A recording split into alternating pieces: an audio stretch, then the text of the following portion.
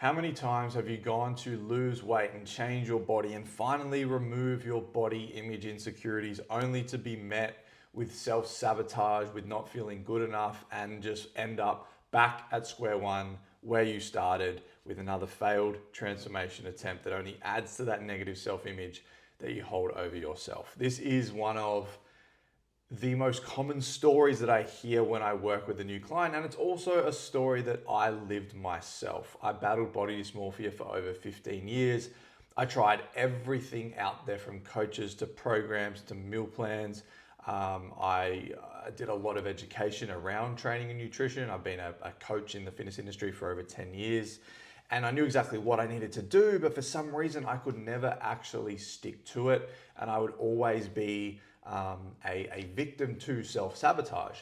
And as I said, a lot of the clients that come to me also experience these exact same cycles. They've worked with so many coaches before, they've done the programs, they've done the challenges, they know what they need to do, but they always seem to get in their own way, right? And some of the most common sabotage cycles we see are emotional and binge eating. So maybe you've had a really bad day, you're feeling down, and all you want to do is sit on the couch and just eat everything in the house. That then leads you to spiraling the next morning. You wake up and obviously you're heavier, you feel guilty, you feel shame, you don't want to check in and message your coach, and you just throw in the towel because you think, what's the point? I've ruined it. We get the perfectionist self-sabotage cycle where they feel like they need to do everything to the gram. They need to hit every session, every cardio session, and every little setback to them is a failure, so they fall off track. We have the self-doubt gym goer, so they're just always doubting their ability to actually change and transform. And this can often happen even before you've even started, right? How often have you gone to start a new journey? Maybe you've signed up with a coach, but in your mind, you've already convinced yourself that you're going to fail because you always fall off track. You always run into the same hurdles, and you can never actually make the progress you desire. All these different self-sabotage cycles are simply a result of something going on internally. However, the problem is that most people try and solve these issues with just another program and just another meal plan. And as I said, this was something that I did as well. I was like, okay, I've got body dysmorphia. I don't like my body image. I don't feel confident. I don't like the body that I see in the mirror. So therefore, the only solution is to change the body. And this can be, two things can be true at once, right? Because ultimately, yes, the answer is to change our body. I don't believe in toxic body positivity because we actually want to build a body that we are proud of, that we are confident in. And when we look in the mirror, we can genuinely really love what we see, right? However, in order for us to do that, we need to understand that we need to be the person at an identity and mindset level that can actually execute the program, be consistent, and remove that negative body dysmorphia riddled story, right?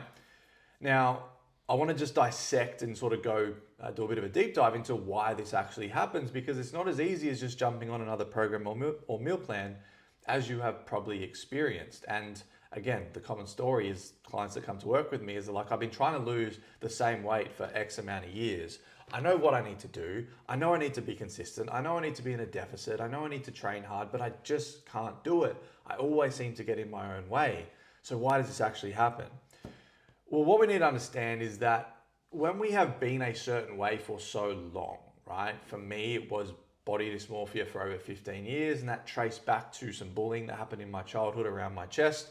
And so I'd created this narrative that I was the guy that had the funny chest, the bigger chest that got bullied. I was the guy that couldn't be confident. I was the guy that no results would ever be good enough because I was always seeing myself and my body through that old body dysmorphia warped lens, right? And this is the same thing that happens with my clients, right? They've been maybe the bigger girl or guy for their whole lives. They've been the skinny guy or girl for their whole lives. They've been the person that can never lose the weight. They've been the person that can never maintain their results. And they've created this reality and this self-image around this exact body type and that exact mindset.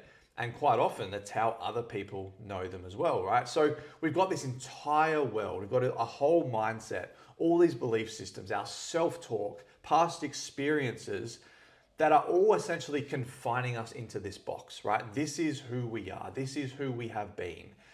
And when we have been that way for so long, as I said, we create an identity around this. So when we go to lose the weight and change our body, become more confident and become a better version of ourselves, that is actually a threat to our ego, right? Our ego and our unconscious mind has gotten familiar and comfortable with who we have been for so long.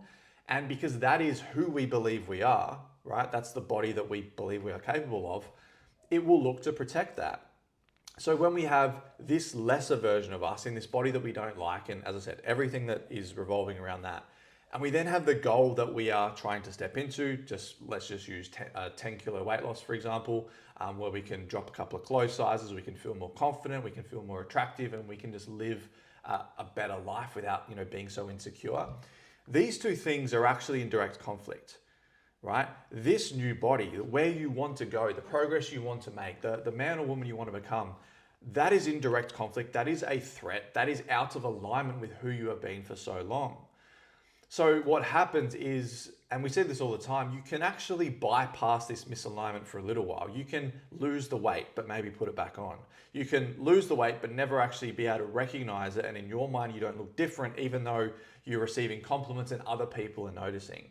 And heck, you can even see the physical changes, but again, in your mind, you're like, oh, I'm still not happy with how I look. So what happens is we end up leaving this threat. Our ego does what it needs to do to pull us back into this old body, and then we are back to square one, right? And this is where the self-sabotage cycles kick in, and it can be different for everyone. As I said, emotional eating, binge eating, self-doubt, always bringing up the past and past experiences and what people might have said, not being able to recognize our progress, having one minor little setback and making it mean everything and then falling completely off track, right? That little voice of doubt, that harsh inner critic in our head. Everyone has their own self-sabotage cycle that our ego knows. It's like, okay, I know if I run this cycle, I know if we create this trigger that they're going to spiral, and essentially they're going to then go back to who they used to be. We're going to go back to comfort. We're going to go back to this old body, this old mindset that we've been, familiar with for so long. But the trouble is, like, consciously, in our conscious mind, we're like, but I don't know why I can't stick to this. I don't know why I can't maintain this body. I don't know why I can't be consistent and make the progress that I want to make. Unconsciously, which is 95 to 99% of our behavior, it's all trying to pull us back into what is comfortable, away from this threat. So whilst the program and the meal plan and the strategy is obviously vital, right? And that's a big part of what I do with my guys, is we give them the right strategy to achieve the results they want. But in order for us to get them to actually create that, to be consistent, to be able to overcome the setbacks, to be able to change that negative voice in their head, to be able to let go of this body dysmorphia story, yes, we need the program, but we also need to actually do the inner work. We need to have an identity upgrade.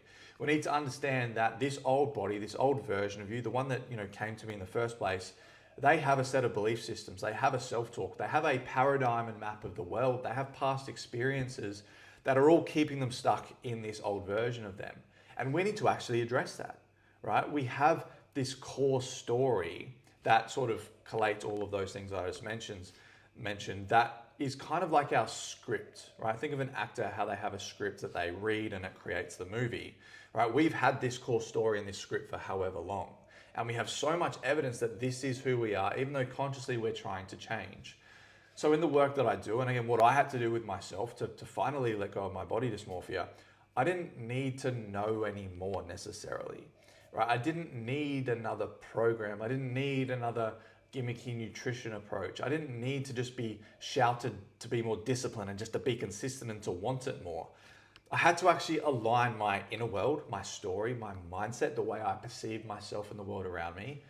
I had to align that with the goal and the body that I was actually trying to achieve, right? Because I didn't want to get to that body and have imposter syndrome, which is another really common thing, right? People achieve the results, they have imposter syndrome because, again, that's not how they see themselves. It's not who they are. So they go back to what is comfortable and their default operating system.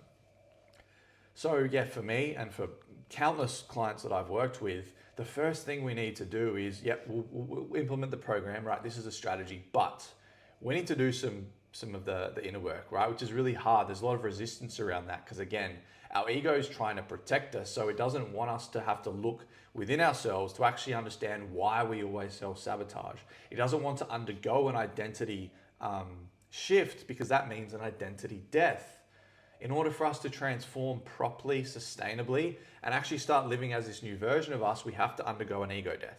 We have to let go of the past. We have to remove the old story. We have to sit in the unknown and discomfort for a little while whilst we are adapting. And as we do that, we then start to shift our belief systems. We start to shift our self-image. We start to feel more confident. We start to open ourselves up to receiving compliments. And we do the work to start to normalize this new version of us, right? That's what it's about. We need to normalize this new version of us, not just put our head down, lose the weight, and then get to the end and be like, oh, like now what? I don't know how to keep it. This is unfamiliar. I'm not used to being confident. I'm not used to wearing these kind of clothes. This is scary. Now I'm going to go back to what I've known for so long. So what we need to understand is, if you've been struggling to lose weight, if you've been struggling to actually overcome these body image challenges you've been having, it's very likely not your program, right? It's a cycle. It's a strategy that your unconscious mind is running that it actually believes is doing you a benefit, that it's helping you, right? It's taking you away from that threat and back into what you know is comfortable. But you can either choose that comfort and the safety of the known, or you lean into doing the work to actually shift this story so you can normalize this new body.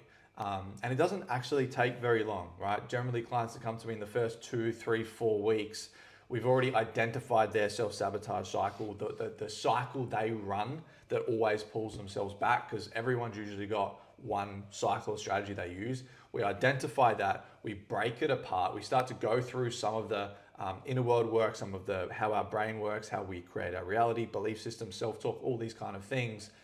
And within a couple of weeks, they've already removed that cycle. They've had it come up, but they've been able to push it away and move past it. And they're actually starting to get some momentum and consistency and starting to normalize this new version of them. And then once we've done that, right, we've broken the back, we've had this ego death. Now we really can dial in that strategy, right? We can make sure our training program is where it needs to be, right? We're improving in the gym. We can make sure our nutrition strategy is being changed to keep losing that weight, and then to reverse out of it to actually keep it off. We can really then lock into the strategy. But in order for that strategy to work, I need you to be the person who can execute it. I need you to be the person who can have a setback, can have a bit of a down day, or even a down week, or get sick, or have things happen, but not go back to square one. So we're constantly repeating the same exact goal. You need to be the person that is capable of executing, being consistent, and being this new version of you. And until you do the work, then this self-sabotage and this body dysmorphia label will only continue to pull you backwards. So if you experience this, if this resonates with you and you want help with this, reach out to me. The best place is on Instagram. Just send me a message. There's some links down below with, again, whenever you're watching this, whatever else I've got going on, they'll be linked down below. But understand you're not alone. You're not broken. It's not that you are incapable. It's just that you're not aware of what is really pulling the strings in your weight loss journey. And once we can, as I said, remove that sabotage cycle, become a new version of yourself at an identity level, then the program, the meal plan, the cardio, and the strategy will actually be effective. So yeah, I hope you found this video useful, guys. If you've got any comments, drop them down below, or as I said, reach out to me, send me a message. Let's just have a conversation, and I can help you shed some light on why things haven't been able to change and how we might be able to change that moving forward.